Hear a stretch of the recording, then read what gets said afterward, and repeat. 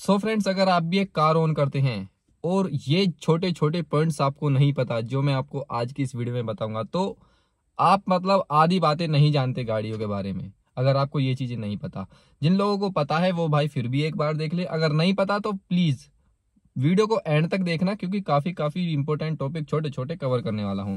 तो जो सबसे पहला सवाल है वो है भाई, सुबह सुबह या फिर जब भी हम अपनी गाड़ी को स्टार्ट करते हैं, पहले उसको वार्म अप होने दें, इंजन गर्म होने, जो जो हमारी उसकी कूल की और हीट की जो सुई आती है उसको थोड़ा बहुत उठ जाने दें, और जब अपनी गाड़ी को लेके चलें।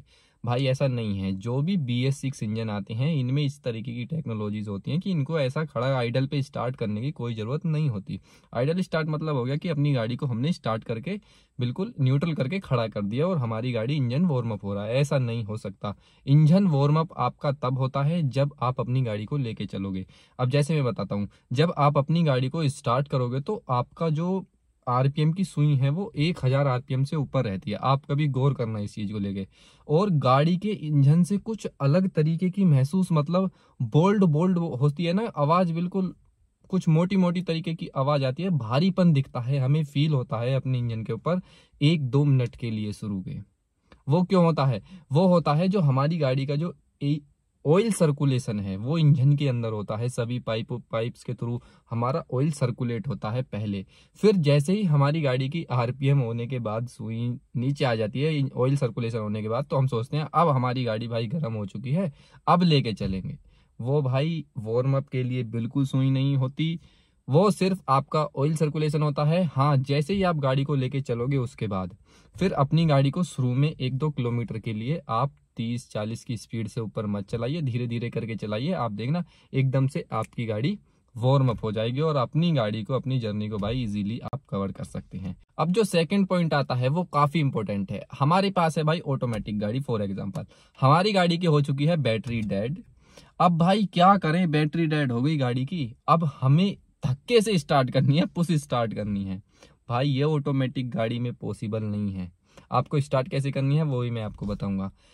धक्के से कभी हम ऑटोमेटिक गाड़ी को स्टार्ट नहीं कर सकते। अगर हमें स्टार्ट करनी है मैनुअल गाड़ी धक्के से, तो हम गियर के अंदर डाल के क्लच पेडल रिलीज करेंगे, एकदम से भाई हमारी गाड़ी स्टार्ट हो जाएगी। लेकिन वो ऑटोमेटिक गाड़ी के अंदर ऐसा सीन नहीं होता। ऑटोमेटिक गाड़ी के अंदर क्या होता है, मोड्स आते हैं, D mode, drive mode, R mode, N four neutral, P4 park. तो भाई मानिए D मोड में लगा दी और हम अपनी गाड़ी को धक्का लगाएंगे तो भाई D मोड में वो खिसकेगी ही नहीं। जो गियर बक्से की गरारी हैं वो भाई अटकी रहेंगी, उसमें जो उसके टीथ रहते हैं वो अटके रहते हैं। और जैसे ही हम ब्रेक पेडल रिलीज करेंगे एकदम से, फिर भी भाई हमारी गाड़ी नहीं हो सकती। ब्रेक पेडल दबाओगे तो कैसे हमारी गाड़ी चल जाएगी? इसका सिर्फ एक ही ऑप्शन होता है कि अपनी बैटरी को डिस्कनेक्ट कीजिए या फिर जंपर केबल के थ्रू अपनी गाड़ी को करंट दीजिए और उसके बाद स्टार्ट कीजिए।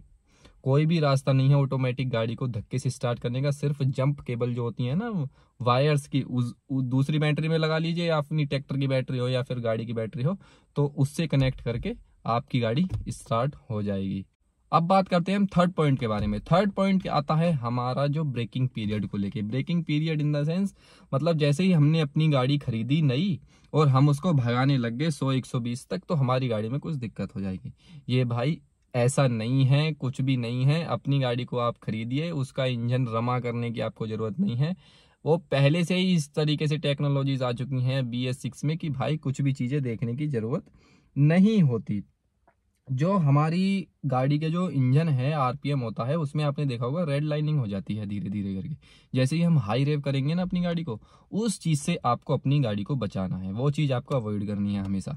अपनी गाड़ी की रेड लाइनिंग नहीं करनी, चाहे आपकी वो RPM वाली सुई बेशक क्यों ना हो। RPM वाली आपको 4-5-6 हजार RPM पे जाके गियर चेंज नहीं करना। आप अपनी गाड़ी की स्पीड तो तेज चला सकते हैं, लेकिन शुरू में जब स्टार्टिंग में अपनी गाड़ी नई बाय करें तो आपको ये चीज नहीं करनी, रेड लाइनिंग नहीं करनी। मतलब हद से ज्यादा RPM एक्सीलेटर नहीं करना, गाड़ी को रेव करके नहीं चलाना। प्यार से चलाइए, बेशक आप स्पीड कितनी भी चला दीजिए, 120 चलाइए, 30 चलाइए, 40 चलाइए, वैसे ये आपकी सेफ्टी के लिए ठीक नहीं है। लेकिन मैं सिर्फ एक बात बता रहा हूँ भाई।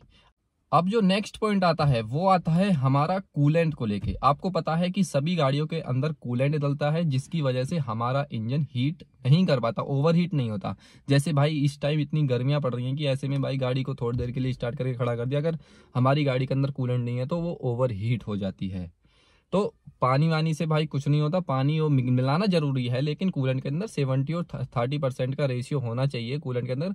हम प्योर कूलेंट भी नहीं चला सकते गाड़ी के अंदर और प्योर वाटर भी नहीं चलाना चाहिए, क्योंकि वहां पे रस्टिंग वगैरह आने का हमें डर रहता है भाई, रस्टिंग वगैरह पाइपलाइन में हमारी आ जाती है। अब भाई एक चीज है कूलेंट के अंदर, कूलेंट के अंदर भी कई तरीके के कलर्स आते हैं, लेकिन जो हमारी आम गाड़ियां होती हैं, जो गाड़ियां हैं ये आप रोड के ऊपर या फिर अपने आस पड़ोस में देखते होगे, इनके अंदर लाइट ग्रीन कलर का कूलेंट आता है। अगर आप अपनी गाड़ी के अंदर भी देखोगे तो ज्यादा 99.9% आपको लाइट ग्रीन कलर का ही कूलेंट मिलेगा। समझ रहे हो आप? लाइट ग्रीन कलर का कूलेंट का मीन क्या है, और वो अलग कूलेंट जो आते हैं अलग कलर के उनमें और लाइट ग्रीन कलर में जो नॉर्मल वाला होता है, इनमें डिफरेंस क्या है। हमारा जो लाइट ग्रीन कलर का कूलेंट होता है वो होता है IAT बेस्ड, मतलब इनऑर्गेनिक एडिटिव टेक्नोलॉजी। अब इसमें डिफरेंस क्या है, इनऑर्गेनिक टेक्नोलॉजी क्या हो गया, मतलब कि जो इसकी एडिटिव टेक्नोलॉजी इस तरीके से बनाई गई है कि जो हमारी फ्रीक्वेंसी है, फ्रीक्वेंसी के हिसाब से वो मतलब हमें चेंज करना पड़ता है। एक भाई इसकी टाइम लिमिट होती है, जिसके कारण इसकी जो लाइट ग्रीन कलर है ना, इसकी जो लाइफ स्पेंड है हमारी गाड़ी के अंदर वो कम होता है अलग कूलेंट के हिसाब से। अब इस बारे में भी मैं बात करूंगा। अब एक पर्टिकुलर टाइम के बाद ये हमें चेंज करना पड़ेगा लाइट ग्रीन कलर का, जो आपको पता है, आप सर्विस वगैरह पे जाते होगे अपनी गाड़ी का कूलेंट चेंज कराते होगे। इसमें कोई भी ऐसी कोई बात नहीं है कि लाइट ग्रीन कलर का कूलेंट हम चेंज नहीं कर सकते, ये करना पड़ता है हमें, मैंडेटरी है, वरना उसके जो अंदर केमिकल्स होते हैं वो सब डेड हो जाते हैं एक टाइम के बाद। तो एक पर्टिकुलर टाइम के बाद वो चेंज करना जरूरी है लाइट ग्रीन कलर का। अब जो दूसरा वाला आता है वो होते हैं, जो अलग कलर्स के आते हैं वो होते हैं OAT बेस्ड, मतलब ऑर्गेनिक एडिटिव टेक्नोलॉजी। वो इनऑर्गेनिक था, ये ऑर्गेनिक टेक्नोलॉजी है, एडिटिव टेक्नोलॉजी। तो इसमें क्या होता है, इसकी लाइफ स्पेंड है वो ज्यादा होता है कंपेयर टू ग्रीन वाले की, लाइट ग्रीन वाले के हिसाब से।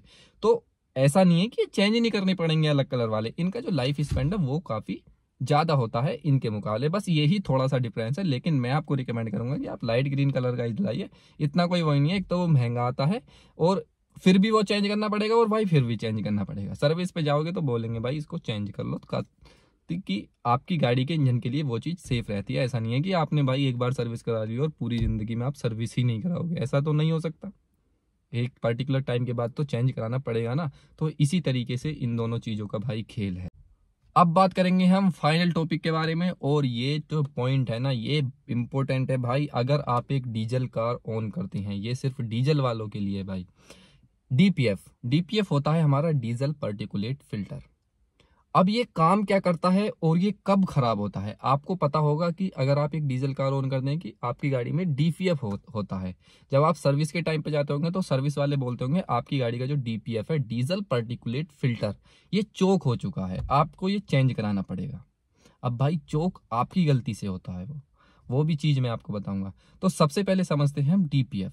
हमारी BS6 डीजल कार हैं, जो एग्जॉस्ट से मैनिफोल्ड होती हैं, मतलब हमारा जो कैटेलिटिक कन्वर्टर होता है ना उसके अंदर, उससे पहले ये लगाया जाता है।